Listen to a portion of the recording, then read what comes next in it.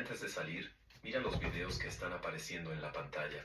Uno de ellos puede contener el próximo gran giro de tu conciencia. ¿Pero cuál de ellos? Solo viéndolo vas a descubrir, porque este viaje de autoconocimiento apenas está comenzando.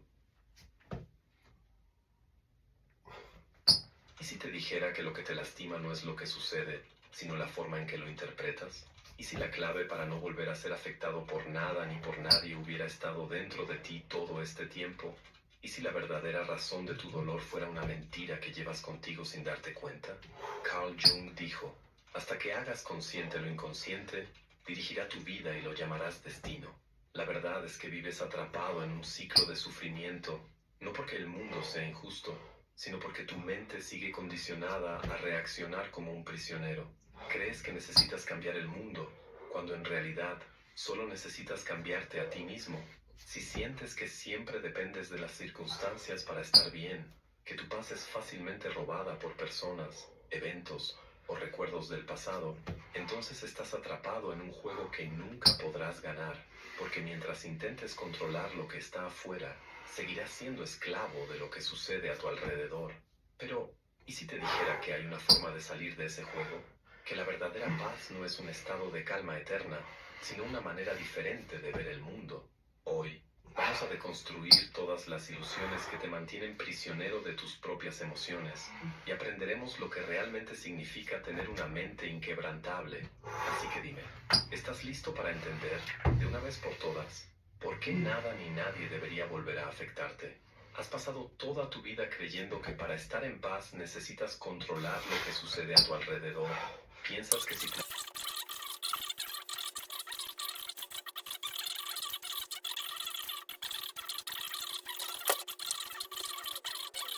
intentas nadar contra la corriente, te desgastarás, te desesperarás y al final podrías terminar ahogándote. Pero si aprendes a fluir con el agua, aceptando la dirección de la corriente, entonces podrás encontrar equilibrio incluso en medio del caos. La paz inquebrantable no proviene de evitar los desafíos, sino de aprender a enfrentarlos con serenidad. Cuando te das cuenta de que ya no necesitas controlar todo, algo cambia dentro de ti. El miedo da paso a la aceptación, la ansiedad cede espacio a la confianza, y de repente, el mundo externo pierde el poder de afectarte.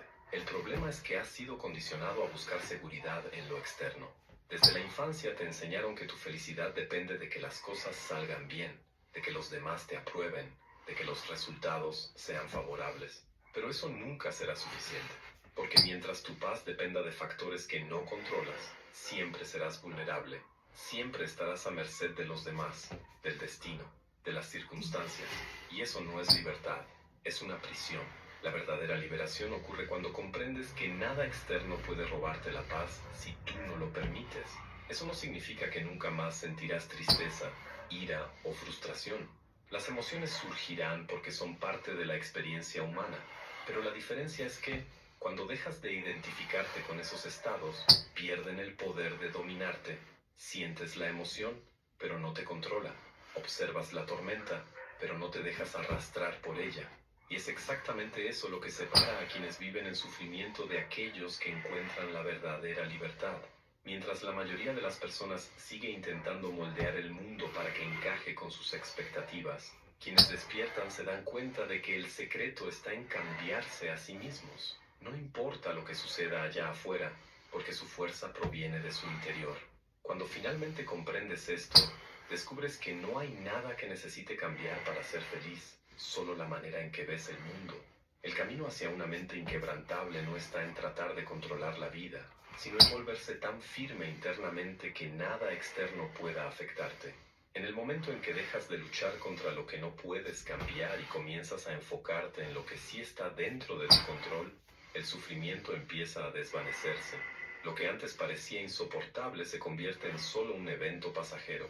Dejas de aferrarte a las ilusiones que te aprisionaban y comienzas a vivir con una ligereza que pocos conocen, porque al final, la gran lección es esta: la vida siempre será incierta, pero no tienes que ser su prisionero.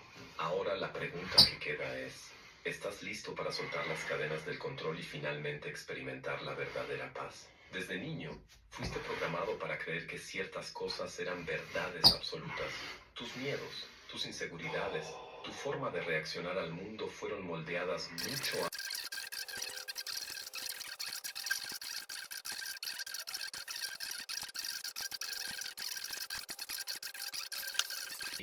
Da la impresión de que todo es tan pasajero, tan efímero, y sin embargo, nunca he podido ignorar la sensación de que algo más grande, algo duradero, sigue latiendo detrás de esta constante transformación.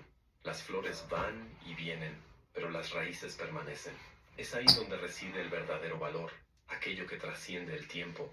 Al final, lo que realmente importa son los momentos en que lo eterno se manifiesta en medio de lo transitorio. Son esas experiencias, los destellos de algo más allá, las que dan significado. Por eso siempre me he sentido más atraído por las vivencias internas, por los sueños, por las visiones. Ellos fueron la materia prima de mi trabajo, como si fueran un magma intenso que, al enfriarse, se transformara en una piedra que necesitaba ser esculpida. Fue ahí, en ese campo invisible, donde tomó forma mi historia.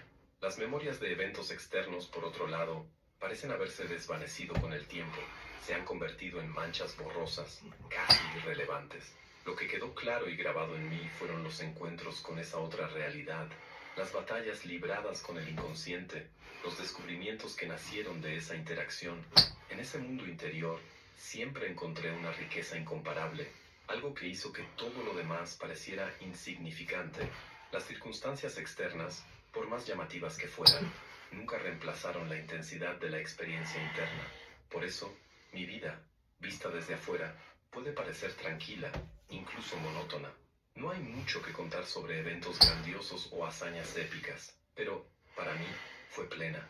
Una narrativa tejida con los colores de sueños, desafíos internos y momentos de conexión con algo que, aunque invisible, es infinitamente más real. Mi vida solo tiene sentido cuando observo los movimientos internos que moldearon quién soy. Son esos momentos, esos detalles invisibles, los que componen la esencia de lo que he vivido. El sueño más antiguo que recuerdo fue también el más impactante, algo que he llevado conmigo desde que era niño, quizá cuando tenía entre 3 y 4 años de edad. En ese sueño, estaba en un campo abierto cuando me encontré con un agujero en el suelo. Era rectangular y estaba revestido de piedras, algo que nunca había visto antes. La curiosidad me llevó a acercarme, y ahí estaba yo, espiando hacia adentro. Vi una escalera de piedra que descendía profundamente. Una mezcla de fascinación y miedo se apoderó de mí, pero aún así, comencé a bajar. Al final de la escalera, había una puerta arqueada, cubierta por una cortina verde que se balanceaba suavemente. Algo en esa escena me inquietaba, pero sabía que tenía que atravesarla. Aparté la cortina con cuidado, y entré. La luz allí dentro era tenue, pero suficiente para revelar una cámara rectangular,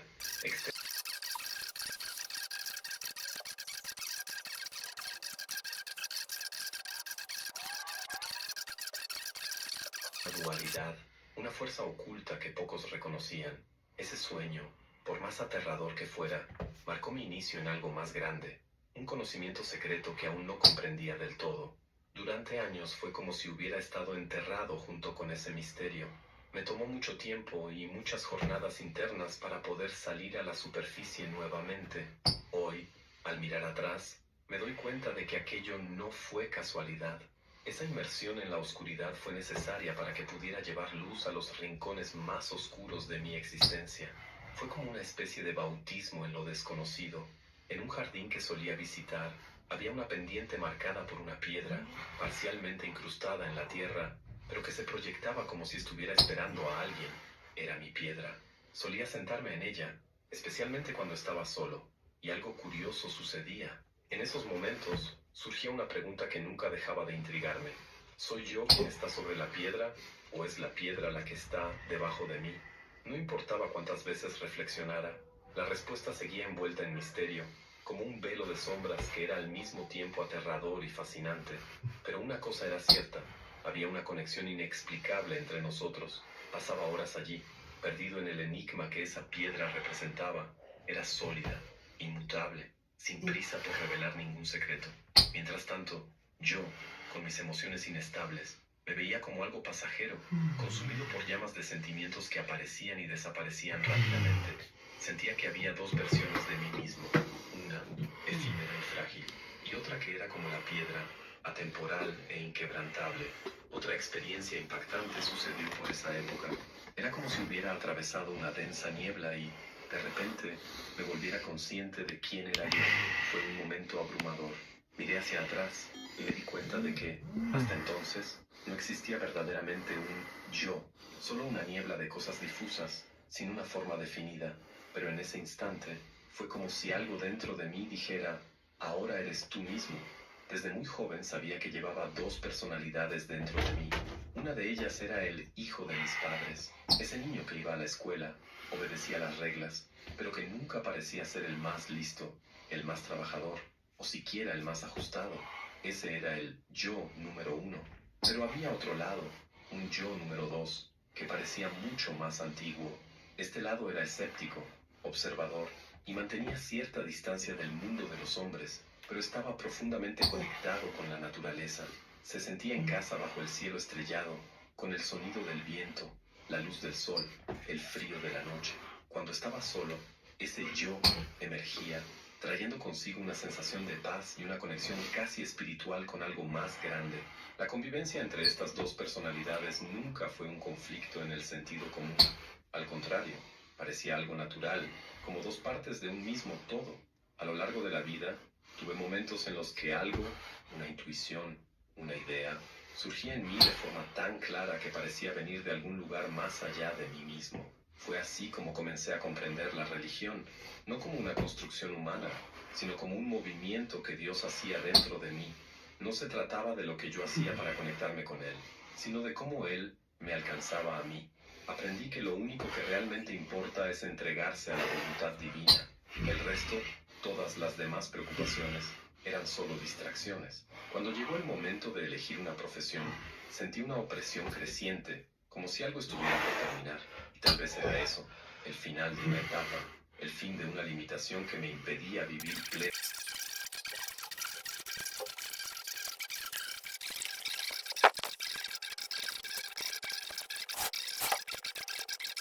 Dejando atrás cualquier duda, entonces surgió la idea de estudiar medicina.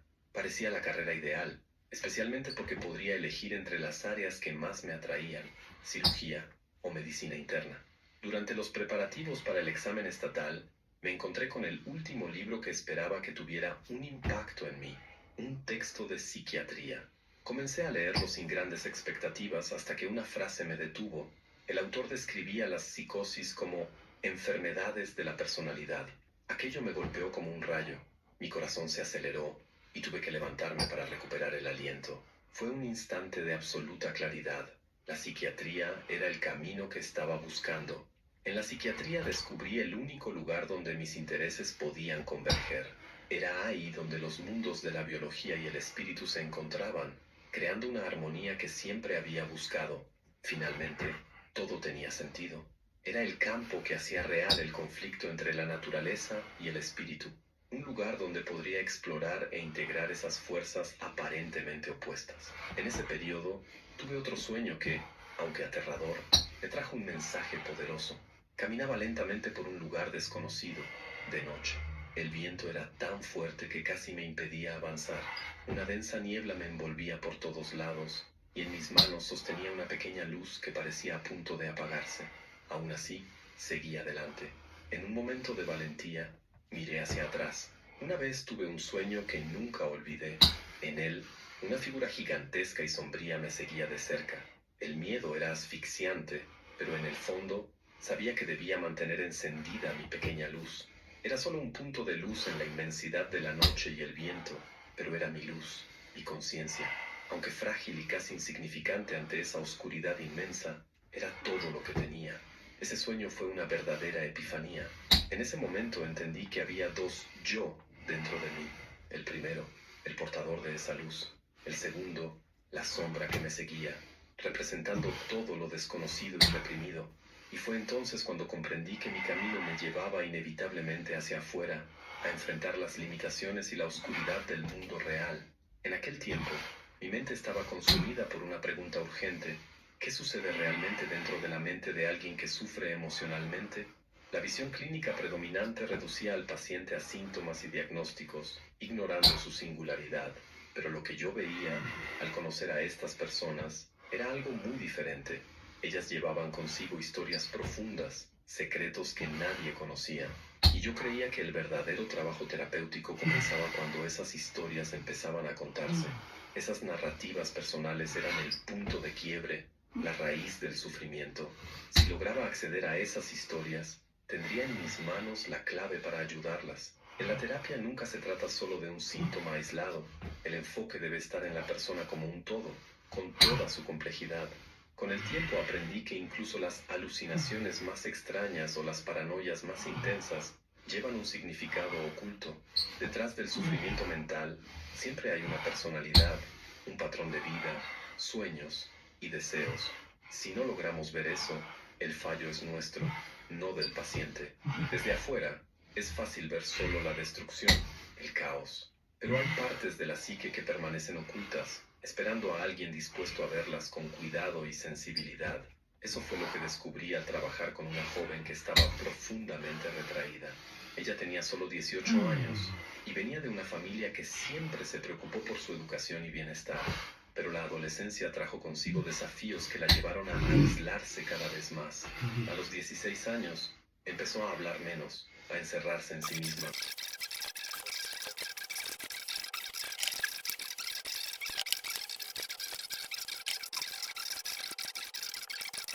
Una inmersión en las capas más escondidas del alma, lugares a los que no siempre queremos ir. Pero fue exactamente en esos encuentros, en las historias compartidas por personas tan diferentes, donde viví las lecciones más importantes de mi vida. Cada conversación auténtica, incluso si era anónima, tuvo un impacto mucho mayor que cualquier diálogo superficial que podría haber tenido. Hubo momentos en los que sentí que todo también se estaba desmoronando dentro de mí. En esas horas me entregué a lo desconocido. Me dije a mí mismo, si no sé qué hacer, haré solo lo que salga del corazón. Fue entonces cuando un recuerdo de la infancia emergió como un destello inesperado. Me vi a los 10 o 11 años, jugando con bloques de construcción. Recordé cómo me encantaba crear castillos, pequeñas casas, estructuras que parecían cobrar vida en mis manos, y para mi sorpresa, ese recuerdo vino cargado de emoción. Me di cuenta de que ese niño creativo todavía vivía en mí, trayendo consigo una simplicidad y vitalidad que había olvidado. Esos momentos de reconexión, tanto míos como de otros que he acompañado en su proceso, me mostraron que incluso las crisis más profundas llevan consigo un potencial transformador. El dolor puede ser difícil, pero también es una puerta hacia algo más grande, una invitación a reconstruir, reinventarse y vivir de una manera más auténtica. Ese momento marcó un punto de inflexión en mi vida. Al principio, me resistí con todas mis fuerzas. Fue como enfrentar un espejo que solo reflejaba mi impotencia, algo incómodamente humillante. Me vi sin otra opción que entregarme a algo tan simple como jugar con piedras, como si fuera un niño de nuevo. Aunque con cierta renuencia, comencé. Tomaba piedras de la orilla del lago o directamente del agua y empezaba a construir. Primero vinieron las cabañas, después una pequeña torre, y pronto había un pueblo entero frente a mí. Era casi un ritual. Justo después de comer, comenzaba a construir. Por las noches, si había terminado el trabajo temprano, regresaba a ese mundo improvisado. Conforme moldeaba esas pequeñas construcciones, algo más profundo comenzó a suceder.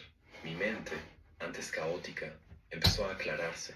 Ideas y fantasías, que antes solo intuía, comenzaron a tomar forma, como si emergieran a la superficie. En un momento de introspección profunda, sentí un cambio más intenso, como si algo invisible estuviera moviéndose a mi alrededor. Fue durante un día tranquilo, mientras me encontraba solo, cuando una imagen poderosa me invadió.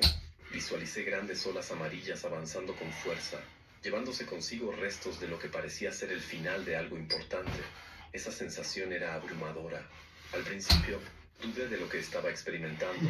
Pensé que tal vez era producto de mi mente o un signo de agotamiento. Sin embargo, poco a poco entendí que podría estar conectando con algo más profundo, algo que iba más allá de mi experiencia individual. Esta reflexión marcó el inicio de un camino, comprender lo que sucedía dentro de mí y cómo esto podía estar relacionado con los desafíos compartidos por todos. Fue entonces cuando comprendí que la única salida era sumergirme en el caos de mi propia mente. No fue fácil. Las fantasías que emergían eran intensas e incesantes. Mi mayor desafío fue no perder la cordura, sino buscar una manera de traducir todo eso en algo comprensible. Descubrí que, al transformar emociones en imágenes, esas mismas emociones perdían su fuerza destructiva. Si hubiera ignorado esas imágenes, dejándolas escondidas dentro de mí, es probable que me hubieran consumido. En el fondo, me di cuenta de que solo había un camino: enfrentar lo que estaba oculto. Sumergirme en esas profundidades era arriesgado, pero necesario.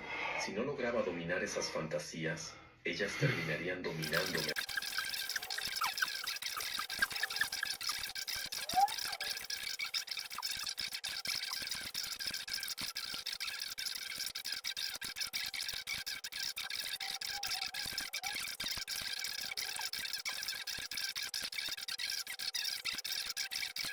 Todo. Me di cuenta de que cada paso que había dado, cada decisión, cada reflexión, siempre me llevaba de vuelta al mismo lugar: el centro. El self es la esencia, el núcleo de lo que somos. Es en él donde la psique encuentra su propósito, su estabilidad y su paz. Y es ahí a donde, en el fondo, todos los caminos nos conducen. Los momentos en los que me sumergí profundamente en los paisajes internos de mi mente marcaron los capítulos más transformadores de mi vida. Fue ahí donde todo lo que realmente importaba tomó forma. El resto, solo ajustes, desenlaces naturales de las semillas plantadas en aquella época. Todo comenzó con una torrente de imágenes, provenientes del inconsciente, que me atravesaron de manera abrumadora. Esa materia bruta se convirtió en la base de un trabajo que duraría toda una vida. Al llegar a la mitad de mi camino, estaba completamente inmerso en un diálogo constante con esos contenidos internos. Fue un proceso largo, casi interminable, pero tras unas 2 décadas, comencé a vislumbrar algún sentido en las fantasías que me acompañaban. La búsqueda por comprender esas experiencias me llevó a explorar conexiones históricas y simbólicas, hasta que encontré en la alquimia una respuesta que lo cambiaría todo. La alquimia, con sus raíces en la filosofía natural de la Edad Media, resultó ser un puente extraordinario. Por un lado, me conectaba con el gnosticismo y las tradiciones del pasado. Por el otro, anticipaba los principios de la psicología moderna. Era como si completara un rompecabezas que había estado armando sin darme cuenta. Sus metáforas y símbolos dialogaban directamente con lo que estaba viviendo. Era como si los antiguos alquimistas hubieran recorrido, de manera diferente, el mismo camino que yo estaba siguiendo ahora. Encontrar esa conexión histórica fue como descubrir el eco de mi propia travesía interior. Toda mi vida orbitó en torno a una sola cuestión: desvelar el misterio de la personalidad. Todo lo que hice, todas las ideas que desarrollé, pueden rastrearse hasta ese propósito central. Fue a través del trabajo científico que logré estructurar, de manera más sólida, lo que antes parecía un enredo de imágenes e intuiciones. Sin embargo, había algo insatisfactorio en tratar de traducir todo eso en palabras. El papel, por más detallado que fuera, no era suficiente. Necesitaba algo más tangible, algo que expresara mi esencia de manera visceral. Y así nació la idea de la torre. La construcción de la torre en Bollingen no fue solo un proyecto arquitectónico, fue una confesión de fe esculpida en piedra. Y recuerden que si yo puedo, ustedes también pueden. ¿Cómo chingados no? 100 burpees. Media hora.